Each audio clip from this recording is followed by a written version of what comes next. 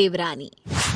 एक बार की बात है, सुषमा अपने पूरे परिवार के साथ खुशी खुशी मोहन नगर में रहती थी। उसकी 2 बहुएं थी, पल्लवी और शिवानी। एक दिन दोनों बहुएं रसोई में काम कर रही होती है कि तभी उनकी सास सुषमा उन्हें बुलाती है। अरे बहू, जरा इधर तो आना। शिवानी, जरा जाकर देखना सासू माँ क्या कह रही हैं। दीदी आप ही देख लो ना जाकर, आपको भी तो सुनाई दे रहा है।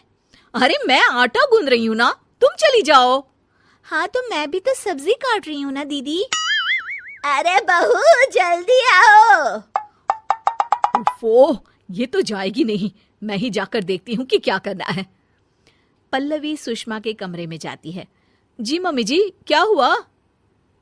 शाम को घर पर कुछ मेहमान आने वाले हैं, तो तुम अच्छा सा खाना बना लेना बहू।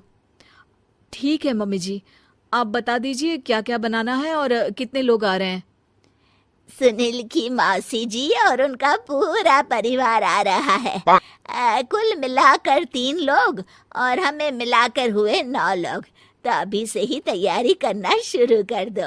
और हाँ, घर की सफाई भी कर देना, हाँ अच्छे से। जी मम्मी जी, सब काम हो जाएगा, आप चिंता मत कीजिए। पल्लवी शिवानी को घर में मेहमान आने वाले हैं इसके बारे में बताती है। क्या 9 लोगों का खाना बनाना होगा, घर की सफाई करनी है?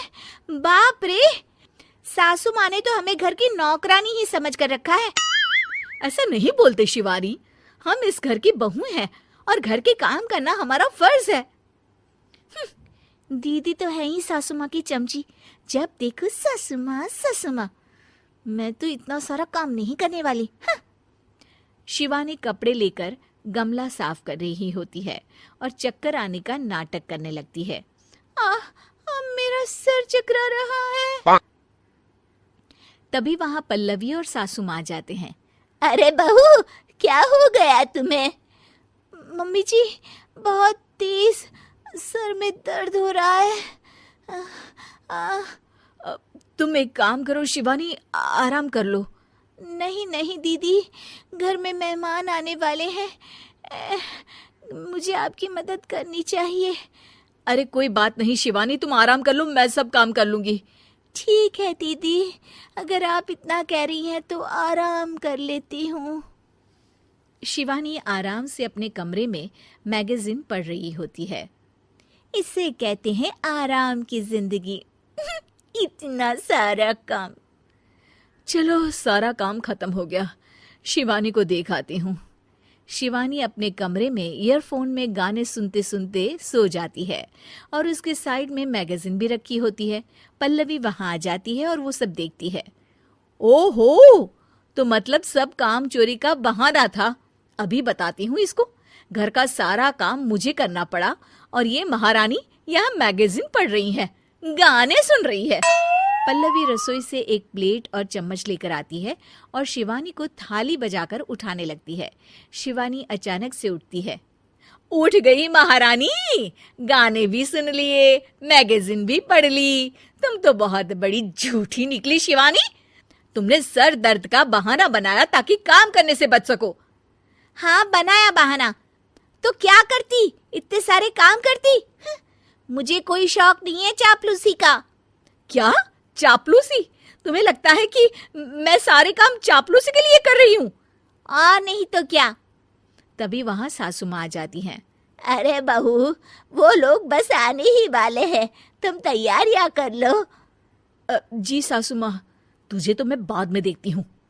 सब खाना खाने बैठते हैं और खाना शुरू करते हैं।